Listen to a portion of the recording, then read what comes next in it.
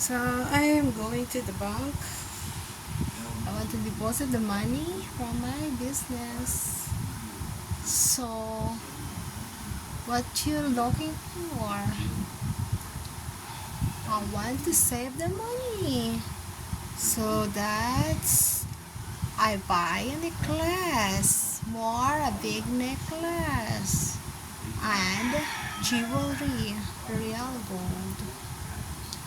And I work hard for my needs, not to other people to give my money. Like, my life is going to old.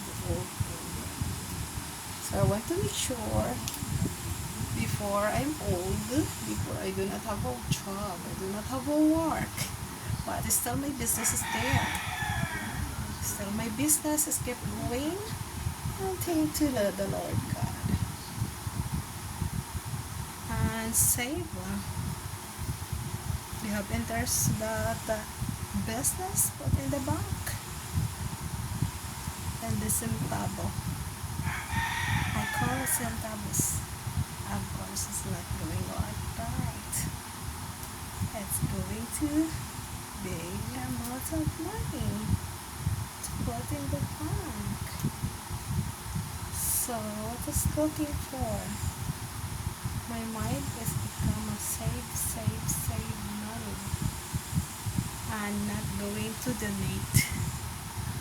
Of course, I want to make sure first save my bank account.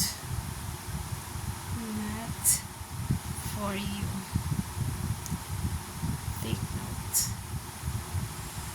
I'm not inggit. Ano ba ang kainggit ko sa'yo? Ha? Eh, galing naman yan sa akin na kinuha mo. Ahas.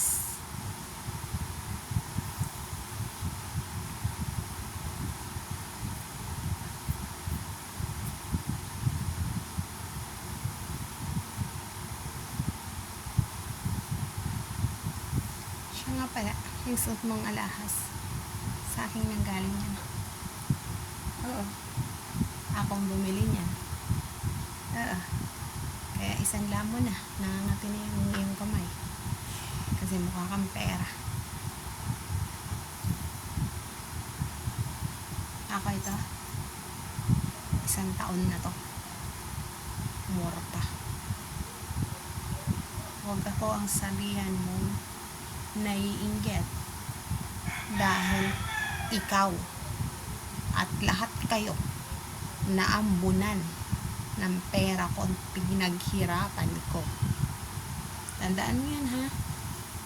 Huwag akong sabihan mo na madamot.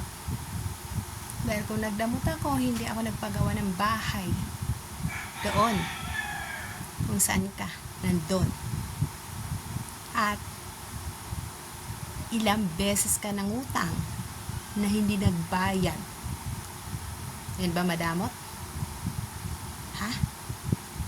Bago ka magbitaw ng salita, surein mo yung bunganga mo ay hindi babalik din sa iyo. Tandaan mo, karmahin ka ng duble kasama ng mga anak mo. Tandaan mo yan.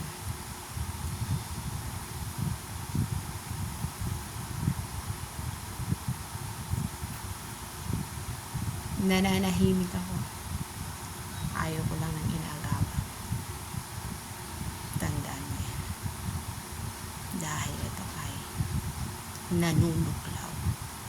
Kung tinuklaw mo ako, mas duble akong manunuklaw sa'yo. Tandaan mo yan. Kadugo nga kita. Pinuklaw mo ako. Ulupong ka. Naggaling sa impyerno. Binantayan mo ako nun. Binayaran kita na magkano halaga para sa alaga mo sa akin sa ospital. 3 araw. 8,000 binigay ko sa'yo. Kasama ng libro yung pagkain mo. Saan ka makakakuha ng 3 araw?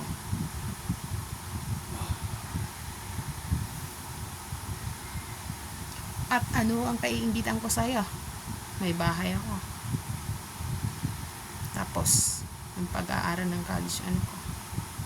At ako naman, may trabaho, may business, may diskarte sa buhay. Nagsisave ng pera. Hindi puros pa-beauty. Kung nagpapa-beauty man ako, yan ay ino-endorsyo ko. May commission dyan kahit sintabo. Oo. Sintabo man yan, naiipon yan pagdating ng panahon. Lalaki yan. Yan ang pakatatandaan mo, ha?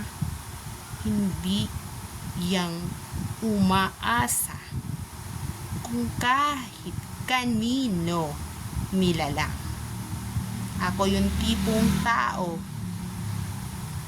na nakukuntinto kung ano ang mayroon ako. At pinaghihirapan ko ang pagunlad. Hindi easy money. Hindi kung kanino. Walang magbibigay sa'yo. Kundi ang proseso. Ikaw din ang gagawa ng ikagaganda ng buhay mo. Walang iba. Tandaan mo yan. Wala ka pang nararating eh. Kung makapagsalita ka na. Wala ka pang isang haligi o isang sako ng semento para ipagawa yung sarili mong bahay. Huwag akong simulan mo.